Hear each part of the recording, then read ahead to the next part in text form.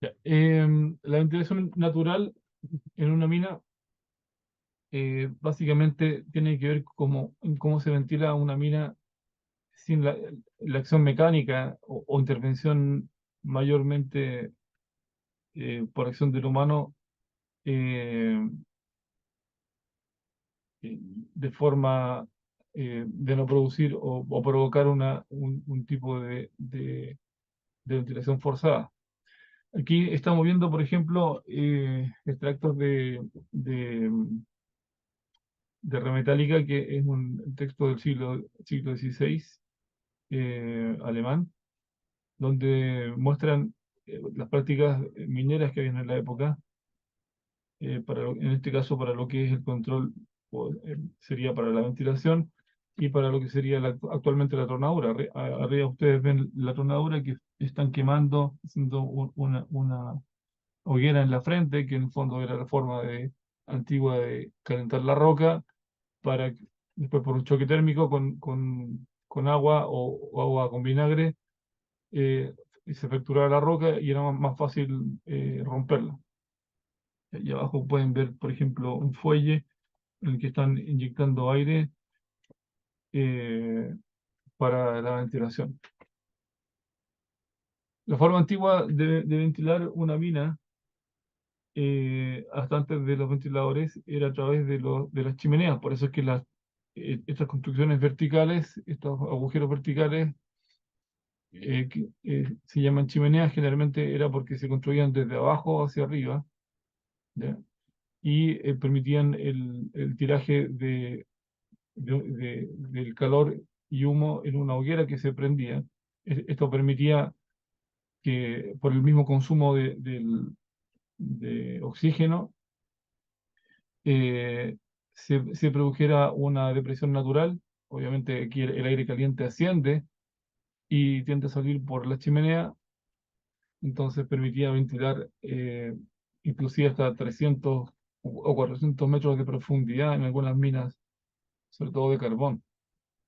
¿Ya?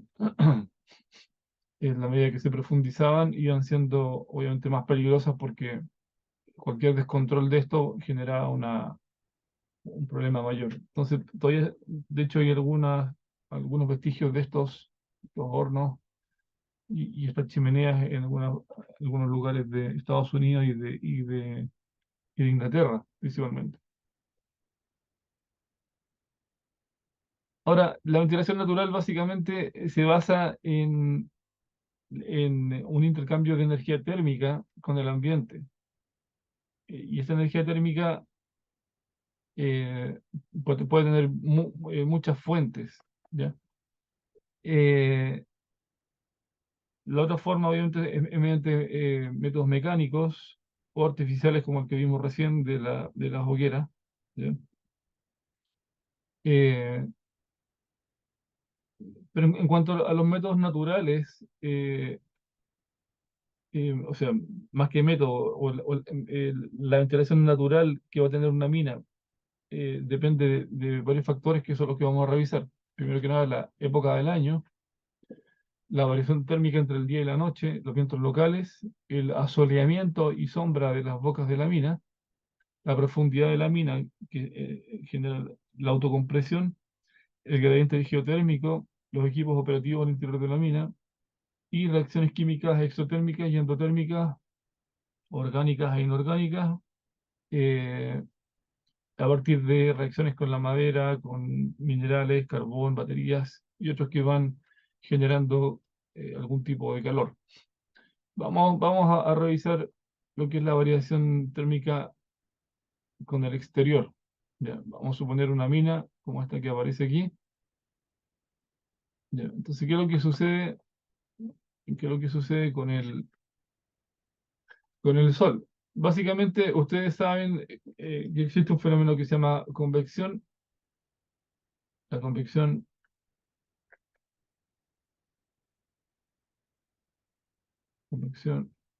eh, es a ver, hay tres mecanismos básicos de transferencia de calor. Tenemos la conducción, que es la transferencia de calor o el flujo de calor a través de un medio sólido. Luego tenemos la convección, que es la transferencia de calor a través de un fluido, que puede ser un gas o puede ser un líquido, ¿ya? Y que lo que hace básicamente los sistemas convectivos es que movilizan el fluido a partir de diferencias térmicas. ¿Ya? Cuando hablamos de convección forzada, por ejemplo, es un poco al revés, es que le estamos a un flujo de aire, le estamos añadiendo una temperatura eh, para que sea capaz de enfriar o calentar una zona.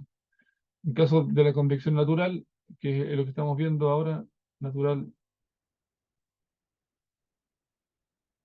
es básicamente cómo se ventila una mina. ¿Ya? Bueno, el tercer mecanismo de transferencia de calor es la radiación, que es a través de cualquier medio, puede ser sólido, fluido o inclusive en el vacío. ¿Ya? Pero que en este caso no es tan importante. Vamos a revisar la convección natural y la variación térmica exterior en este caso. Entonces, imaginemos que tenemos el sol que está calentando. Entonces, este va a ser el lado sombreado. El lado acá es el lado sombreado y el lado de acá es el lado soleado. Por tanto, el aire en esta parte se va a calentar más y va a tender a ascender. ¿Ya? Por lo tanto, al ascender, lo que va a hacer es que va a generar una, un tiraje. En el fondo va a succionar aire para que aire fresco se meta, ya sea por el borde o la ladera aquí, o venga de otra parte a completar esto.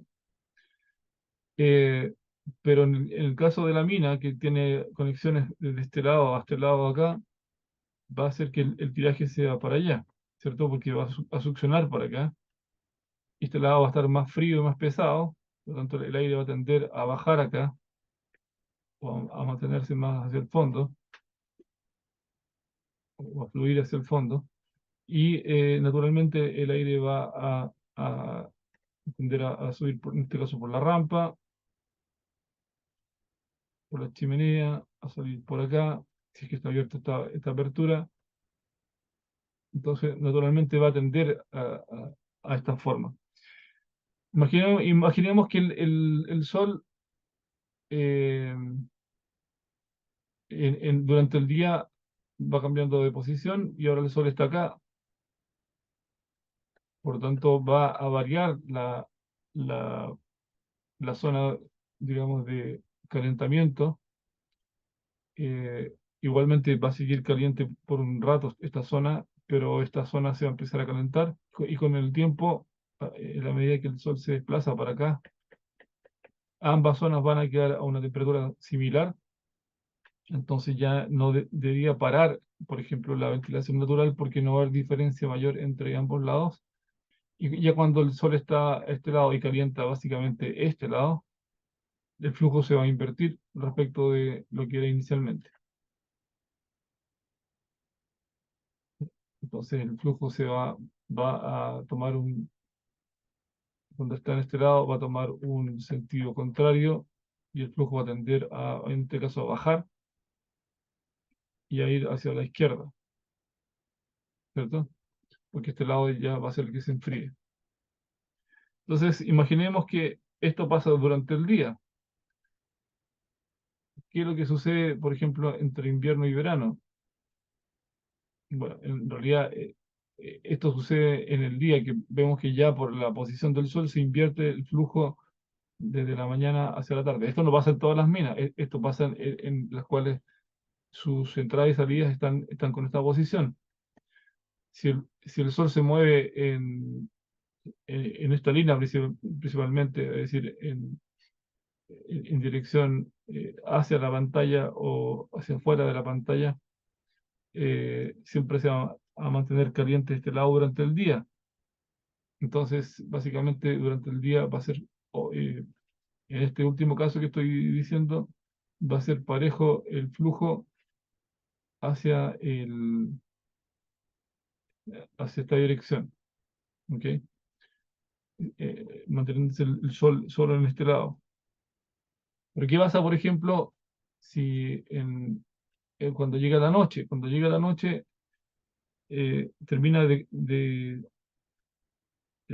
porque cuando se calienta el terreno, va a absorber el calor y va a seguir irradiando un poco de calor hacia el aire que lo rodea.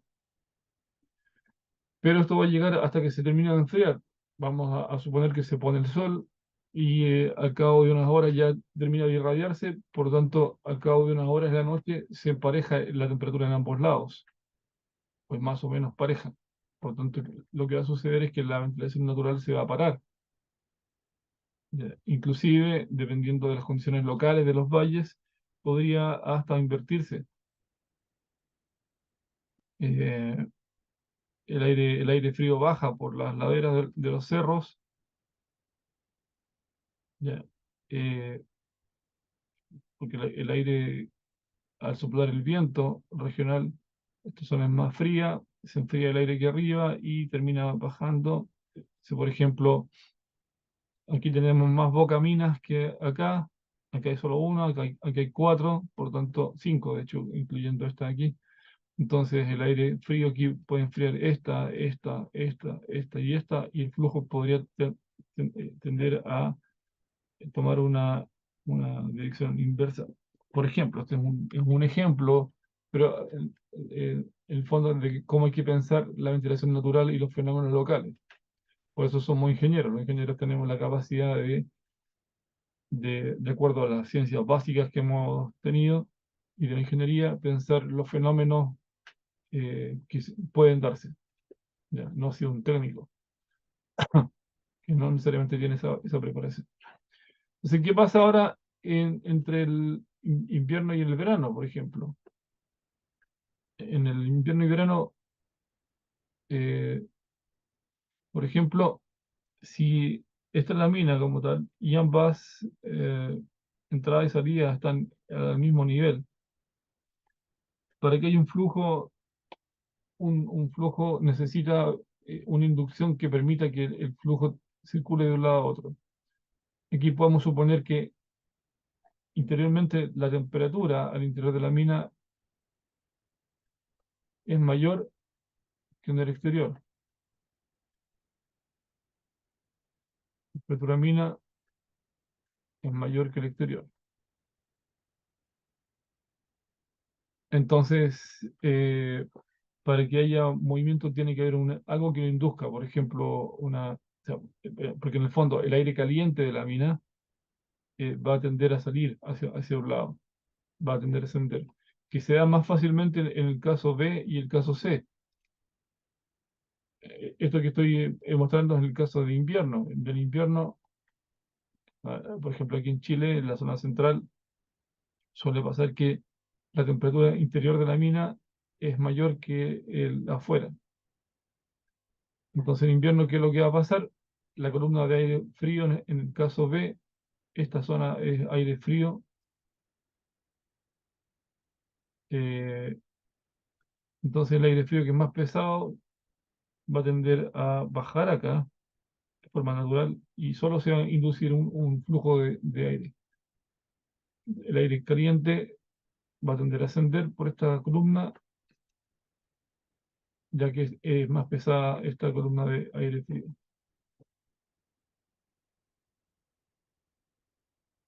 ¿Ya?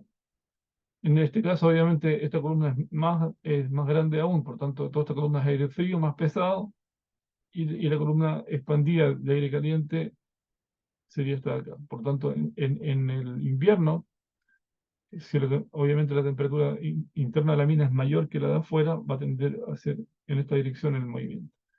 En el verano, si suponemos que en el verano la temperatura de la mina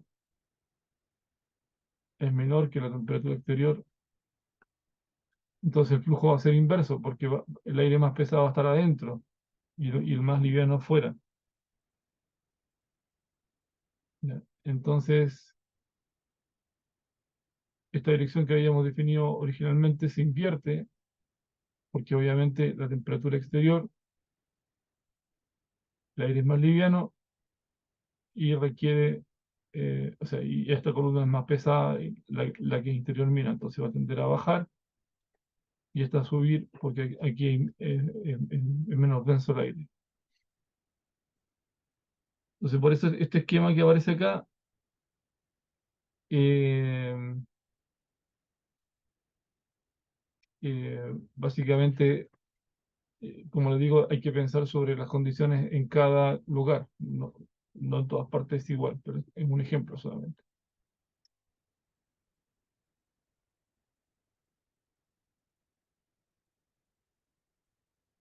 Aquí está explicado el esquema anterior. Ya, ahora, ¿qué pasa con los vientos locales? Esta es otra variable que incide mucho y es muy importante a la hora de definir sobre todo las entradas y salidas de aire de la mina. Ya, esto tiene que ver básicamente con que el, el- el viento, aquí yo puse vientos locales, pero aquí hay que amasar aquí una serie de otras variables. Vientos regionales,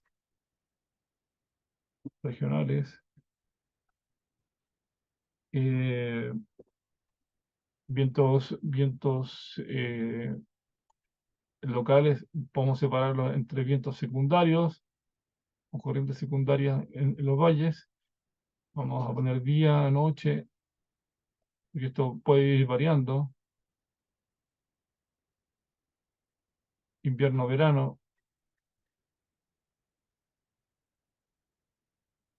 Todas estas condiciones pueden ser variables dependiendo del lugar y la ubicación geográfica. Pero nosotros sabemos, por ejemplo, que Sudamérica, Chile,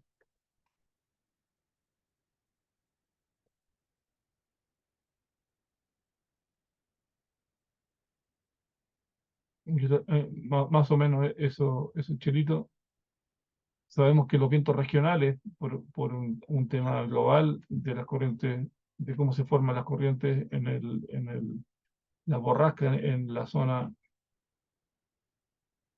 ecuatorial y los anticiclones en la zona polar, eh, y más la fuerza de Coriolis, que es el giro de la Tierra en dirección oeste-este, generan que para Chile los vientos regionales tienen una tendencia suroeste, noreste, ya, básicamente con esta dirección. Entonces, por ejemplo, los edificios aquí en Santiago o en otras partes, eh, o zonas de altura, se considera mucho esta condición. Siempre el viento va a soplar principalmente de mar a cordillera, en el caso de Chile. Eh, Además, por varias otras razones geográficas que tenemos. Entonces, esta es una condición que muchas veces determina el resto de corrientes, por ejemplo, que serían estas locales, y cómo varían entre el día y la noche, invierno y verano. Ya. ¿Cuál es la importancia de esto? Si yo tengo que el viento está soplando de aquí para allá, de izquierda a derecha, obviamente la ventilación natural va a estar siempre empujada por los vientos locales en esta dirección. Y a esto hay que sumarle, obviamente, la ventilación, la parte térmica. Si no hay viento, la parte térmica va a predominar el calentamiento de las caras de la mina, por ejemplo, ¿ya? O la variación entre el invierno y verano, ¿ya? Pero si los vientos locales tienen una importancia aquí, es lo que hay que tomar en cuenta. Y obviamente eso se mide a través de una rosa de los vientos, ¿ya? Que nos establece cuáles son las direcciones preferentes del viento en esa zona. Si no lo tenemos, y tenemos relativamente cerca una estación meteorológica, se pueden solicitar a esa estación. Pero no necesariamente van a ser lo que haya en la mina misma, porque les repito, están todas estas variables que además de la parte térmica nos dicen que hay eh, cómo el viento se cuela entre los valles y las montañas, puede hacer inclusive que el viento vaya en forma invertida respecto de los vientos regionales, de acuerdo a la configuración que se haya, digamos, local de la topografía, ¿ya? Entonces hay que tener cuidado con eso. Ojalá tener una atención lo más cercana mente posible, o bien colocar una estación meteorológica para poder trabajar con esto.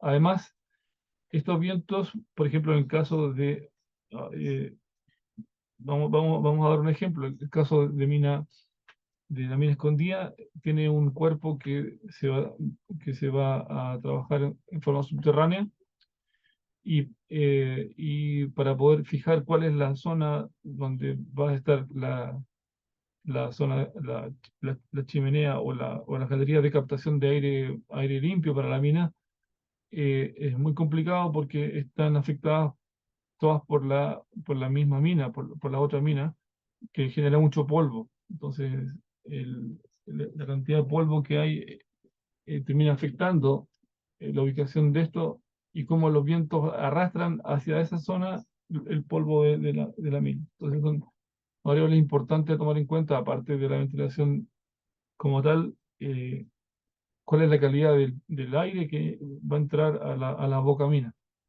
Si hay una faena minera que me está contaminando y levanta polvo u otra actividad y esta entra en la mina, por ejemplo, acá hay que tener cuidado y llevarla en consideración.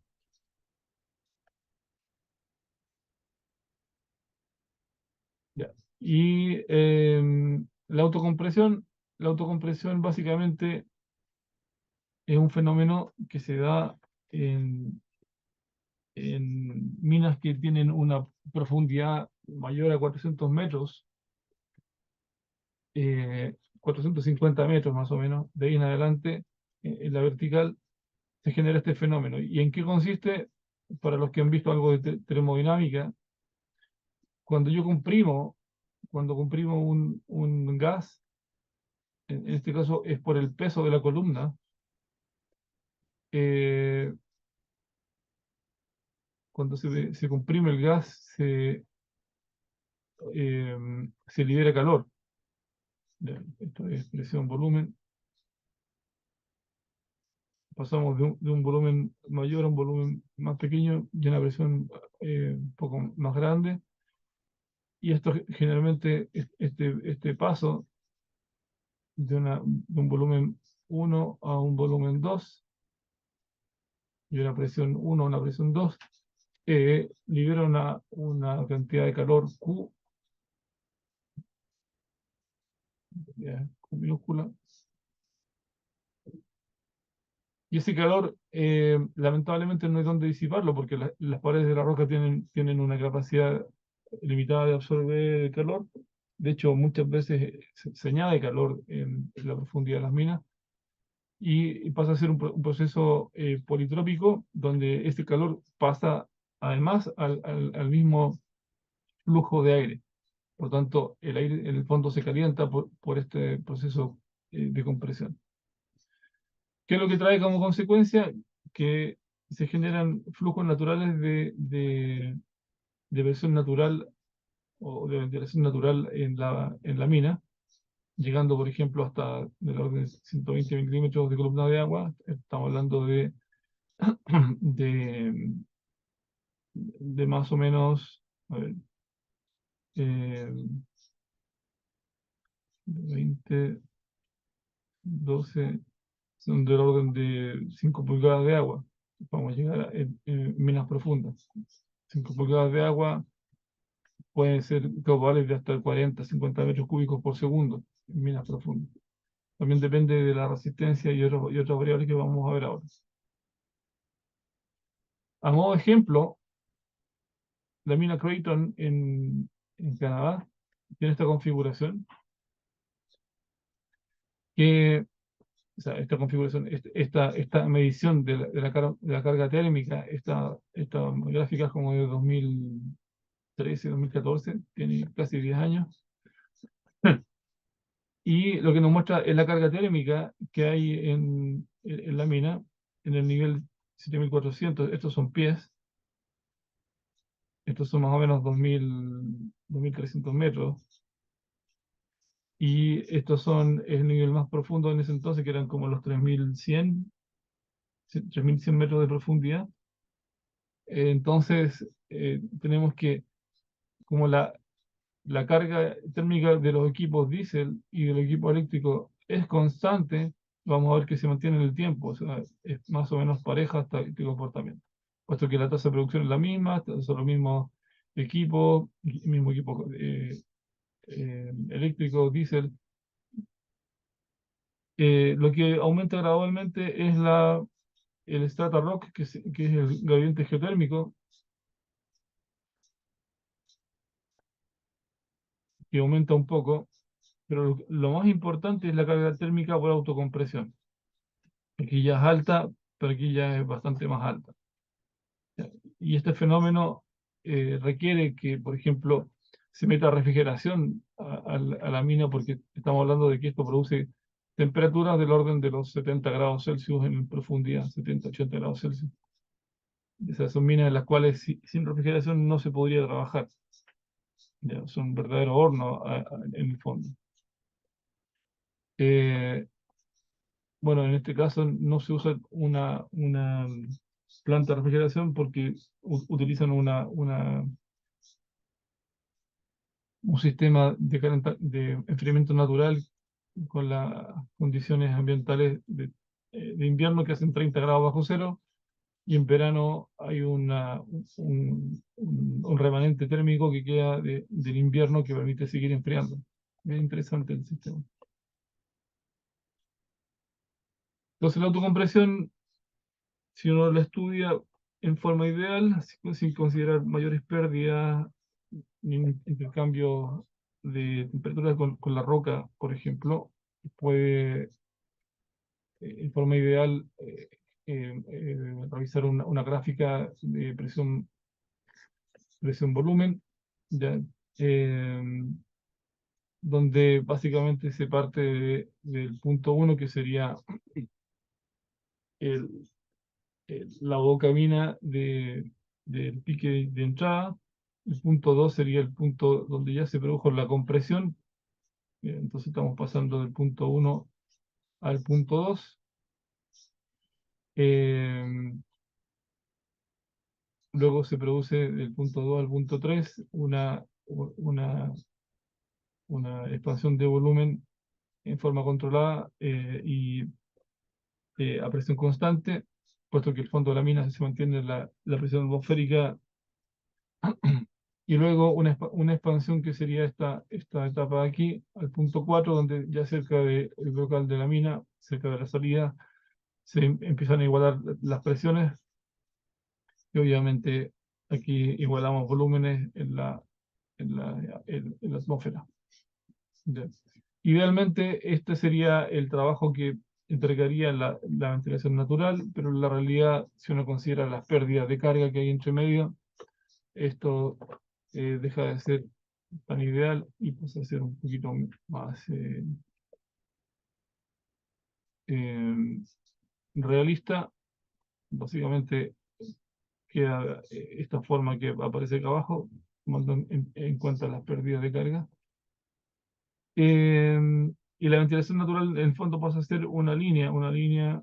Esta es la curva de resistencia de la mina, que hemos visto anteriormente, y esta línea de ventilación natural pasa a ser básicamente el disponible en este caso por autocompresión, que es una constante, ya que estas condiciones no cambian mucho. Si metemos aquí las otras variables que hemos visto, como son las variaciones térmicas por calentamiento en el exterior, etcétera, vientos locales, esto es variable. Este H no es constante, es variable. Pero por autocompresión pasa a ser una constante.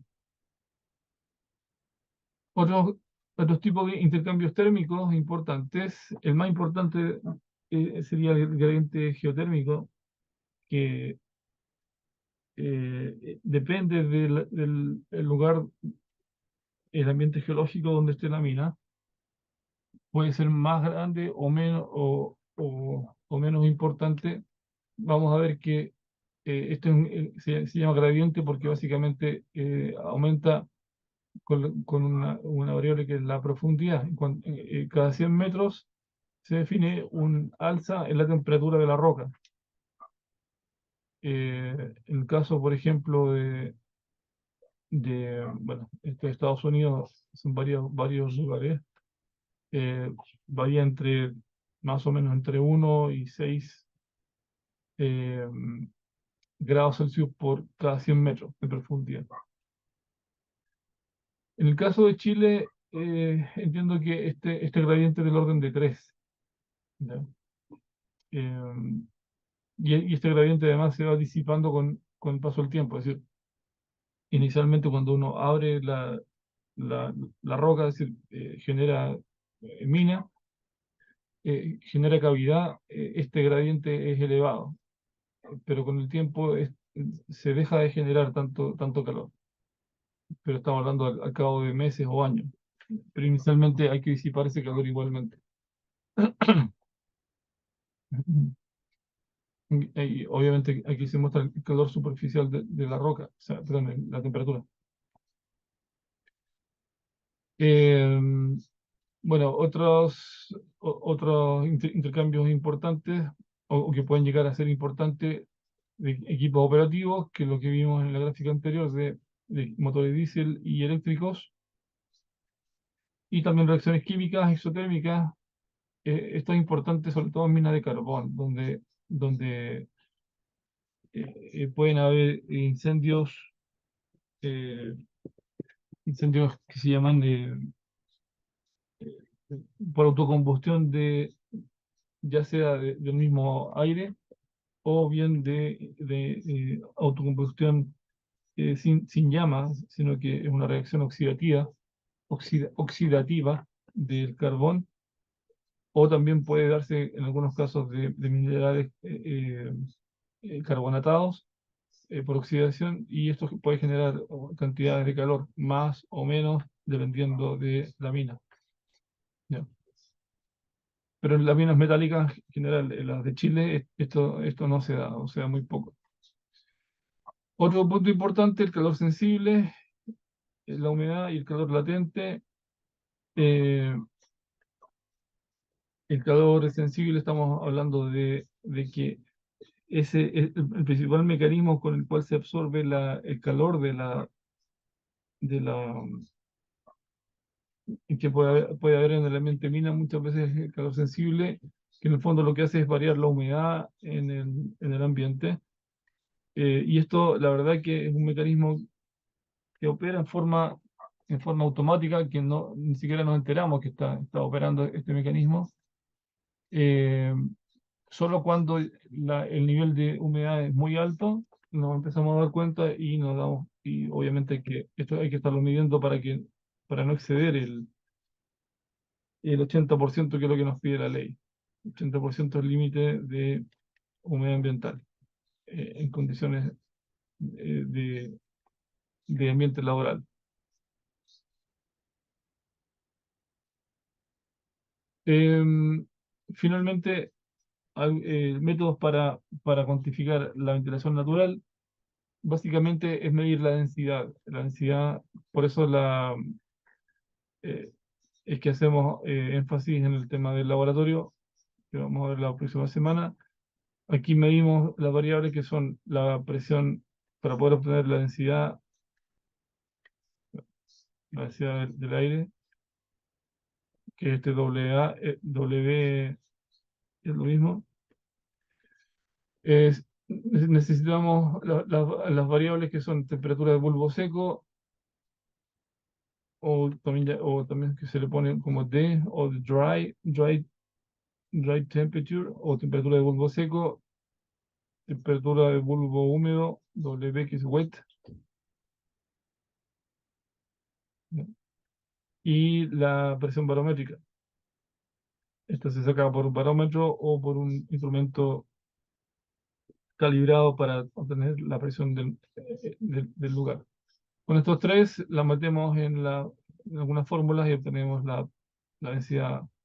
Antes era por cartilla, se usaban diagramas, pero hoy en día se puede usar con fórmulas. Entonces, obteniendo las variables de la mina, ya, temperatura y presiones, se puede, obviamente con la longitud que hay en los verticales entre los puntos, podemos obtener cuál es ventilación natural esperable. ¿Ya? Esto básicamente es lo mismo. Lo que aquí se muestra es lo mismo con las temperaturas, densidades o densidad media, ya, según sea. La, la diferencia es que se puede ir eh, midiendo con, en este caso, sin la necesidad de medir el bulbo húmedo. En el fondo se desprecia y como parte del error, pero sí hay que tomarlas en profundidad. Entonces, lo último es que la ventilación natural debe ser diseñada para jugar a favor del viento, de la ventilación y no en contra, de lo que estamos mostrando aquí abajo. Eh, Porque si no lo tomamos en cuenta, va a ser una energía, una presión con la cual hay que reforzar la ventilación mecánica, que sería esta presión mecánica del ventilador, eh, que en vez de sumar estaría restando, por tanto habría que añadirle a esta presión para compensar el ir en contra de esa presión de ventilación natural. ¿Ya? Eh, Antes que me olvide, aquí hay otro método que se explica que básicamente es que una forma de medir la caída de presión natural en una mina es que, por ejemplo, si tenemos una, una mina subterránea, aquí tenemos, por ejemplo, una chimenea, y suponemos que aquí está el ventilador, entonces el aire sale para acá, y lo que se dice acá básicamente es que eh, se, se- si está funcionando el sistema de ventilación, se para en un cierto momento, en el momento de pararlo, se cierra obviamente una puerta de ventilación interior mina y se mide la diferencia de presión entre ambas caras con un manómetro, ¿ya? Y una manguera, obviamente, que está conectada a ambas partes. Y esa presión va a ser o sea, o esa diferencia de presiones va a ser la presión natural que nos va a entregar la mina, al menos en ese conducto. ¿Ya? Se puede medir en varias partes más, pero hay que hacer el mismo procedimiento en otras partes. ¿Preguntas, dudas hasta aquí? Ya con esto terminamos lo que es la ventilación natural. Eh, Podemos hacer una pequeña pausa ahora